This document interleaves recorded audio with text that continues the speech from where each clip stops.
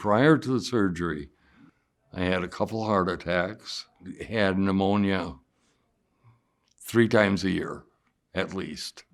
I was in and out of hospitals constantly.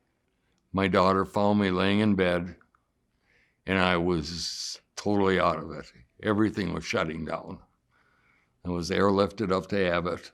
The doctors actually told my daughter, call your brothers, your dad's not gonna make it.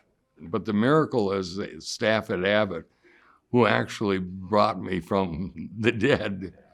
And then they said, the reason you're having all these problems is your heart's leaking like a sieve, or your valves.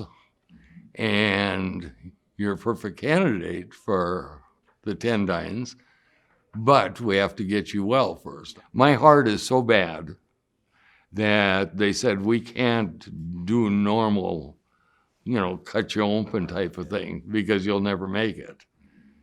I mean, this is nothing. A 2-inch little scar, and it's absolutely nothing. And since the valves, it has been fantastic. This is the first time in 5 years that I've gone a whole year I haven't been in a hospital.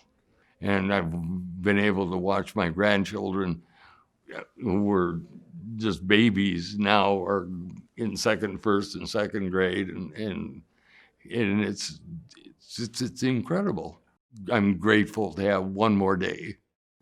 Go to Abbott, let them take a look at it and see what they can do, because as far as I'm concerned, they're the best there is.